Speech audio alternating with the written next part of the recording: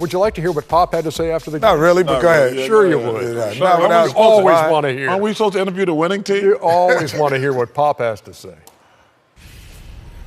Well, let me just say, whether you win a game or lose a game, it's a game of mistakes. Both teams have turnovers, there's missed shots, there's bad decisions, passes that should be made aren't made, shots that shouldn't be shot are shot. So, sort of a moot point. We lost against the best team in the world, and there's a lot of things we need to improve, but I can guarantee you Steve will show film and there'll be things they'll go over the same do as far as mistakes are concerned. So, how did you feel the game was efficient? So you're trying to get me in trouble. You're trying to get me in trouble. No, I'm just. It's my money, not yours. That's true. Right? You got a little bit more. So I'm just going to ignore your question. Pop.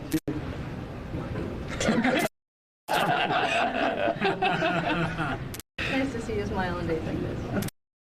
It's just basketball. It's just basketball. It's just basketball. You know, you win, you lose. If you win, you do it with grace. If you lose, you try to do it with grace. He reported that you said Kawhi should be back or could be back within 3 weeks.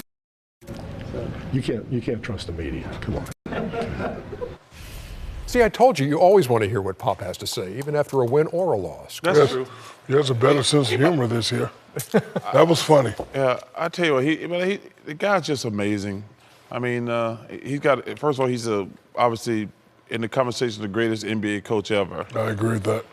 But the way I love hearing him talk about politics and things like that. Man, turn your phone off, fool. Come on, that's a fool. That was not me. Man, that's Kenny. That's Kenny. I thought it was my phone me. ain't even on. That's Kenny right what, there. That wasn't me. It's one of y'all. That's Kenny. That's Kenny over there. But you know, Ernest, the thing I was saying about About Pop. no, not just forget about Pop right at the moment. That's What I was saying. That's what you were talking about. No. But I said my next point to make. What I was saying, these are typical NBA. The Spurs are an NBA team now. Like I said, everybody got good players. There's no bad players in the NBA. But what separates the bottom feeders or mediocre 500 team is you plug a Kawhi Leonard in, and they go from winning 40 games to 60 games. That's the difference between being a superstar and just having good players. And that's, if you don't have a superstar, you can't get to the next level because all the other guys got good players. So why are all these guys getting max contract? No, okay, I'll leave that alone. So Golden State's won 5 out of 6. Yes, we need to have that conversation one day. I'll leave it. Golden State has won 5 out of 6. Come to the game in the spaceship, Hey, huh, man, I tell you, no doubt in my mind, if I played today, I'd be coming to the game in the spaceship. Me and Leroy Jetson. That's how much money they'd have to pay you. Yeah, man. They'd have to pay you that much. Some of these guys, they pay them, they need to back up to the window with a blindfold. Kenny, you got anything to add to the game we actually saw? Yeah, there's some guys that need blindfolds. But what I would say is, the expectations. Charles, joked, and we were joking about, make your reservations. I wasn't joking. But the Golden State Warriors have the ability, as we see, to separate themselves from the rest of the pack.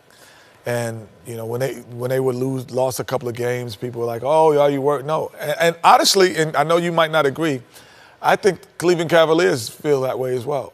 They could turn on and get a 9-10 game winning streak at any time, and I think that's part of the problem right now, because the guys who are new that are coming in that environment, they think that too, but not really understanding that there's a reason why they were able to turn it on. And once those guys figure it out and start playing with the best player in the world, who's still LeBron James at this point. But no, they're not. Okay. Because number one, they got a couple older guys on the team who are past their prime, but that floor is starting to shrink on LeBron James.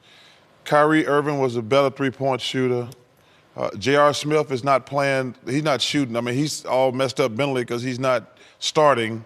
Well, he's back to starting. They've started. But I'm saying that. But he hasn't played well the last couple of years since they won that championship. That's the last time J.R.'s played well.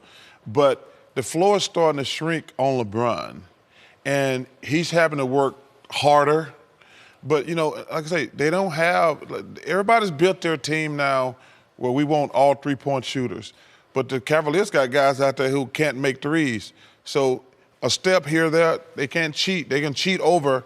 And it's not. I think. But I'm saying this. There's no one scares them in the East. But think about this, Chuck. the guys that you're talking about, like Derrick Rose and Dwayne Wade, Yeah. you know, they won't be playing against Klay Thompson and Steph Curry. They'll be playing against McCall and Nick Young. They'll be playing against second unit guys, and those guys are clearly better when Isaiah Thomas comes into that lineup than everyone. Remember, the saying I always say, you don't have to be the best player. You just have to be the player that can help everybody get into their right spot. And at times, I know I wasn't the best player on the team in the NBA, but I was able to put your best two guard, he could stay at two guard. Your best small forward could stay as small forward. But now everyone is in rotation and they're not in their best play. When everyone gets back, that team is. And not only that, King, to add to your point, speaking of the Cavaliers, right now, you know, with LeBron and what he's done, the guys are playing a little too cool. Like, you know, we was watching the game the other day. The effort's just not there.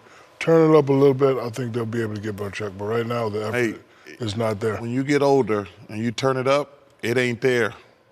It ain't there. There's going to be so much pressure on Isaiah Thomas when he come back because he going to have to play and he going to have to play well. But isn't that what he does? His pressure is like he's got to replace Kyrie, and he's going to be ready.